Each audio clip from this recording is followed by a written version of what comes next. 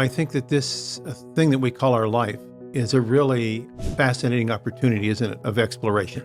We're all kind of the explorers to figure out what our genes might be able to give us in terms of our ability to perform in the years that we call our life. As I've thought about this over the years, it's always been my belief that our genomic potential for most people, and I would include myself in this, is probably greater than that we're really doing in terms of our phenotype, how we look, act, and feel. So how do you maximize the genetic potential that lies within your genome to fully express the humanness that is within you and be the best person you can be? Do you realize that when you are ill and your immune system is activated, that 50% of your metabolic energy is being consumed by your immune system? And how is it making its energy? Mitochondrial function. So if you have impaired mitochondrial function, your immune system is tired, it's worn out, it has immunosenescence, it's producing oxidants, it's creating free radical damage, it's engaged with reduction of longevity. And so mitochondrial health is intimately connected to immunological health. It's another part of that story.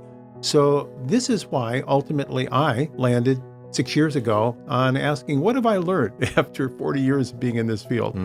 If we want to talk about root cause, what is root cause? Where does it start? And as you said, you can keep going up the tree. And I finally landed on the fact that there are only 3 places that our body is communicating with the outside world 365, 24/7. And those are the nervous system, the mucosal surfaces of our body, and our immune system. Those 3 areas are communicating continuously with the outside world and telling our inside body how to function. And I said, well, now let me think about Sid Baker talked a lot about this. He wrote about this whole idea of these interfaces. And so you got to think about how are we responding to the outside world through signals or through messages. And so when I went to that level, I said, okay, so let's look at that. You have the gut microbiome, you have the nervous system, and you have the immune system, all of which are intimately interrelated one with the other and are communicating with the outside and inside world. Which of those is most able to change quickly? And then I recognized that the immune system turns over every 120 days. Every 120 days, our immune system are different cells than they were previous. Now just think of that for a moment.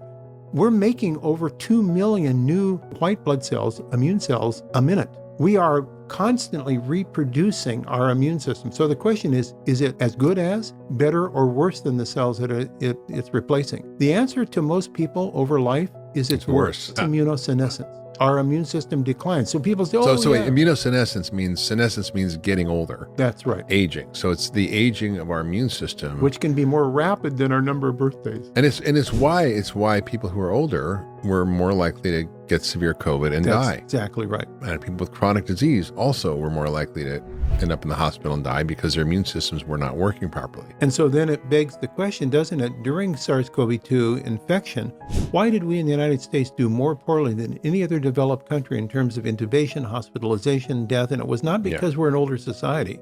It was because we had the poorest immune state of vigilance. We were immunosenesced as a country, and our bodies were not able to manage the effective SARS, spike protein as people in other countries that had a more vigilant, resilient immune system. That's right. And shame on us.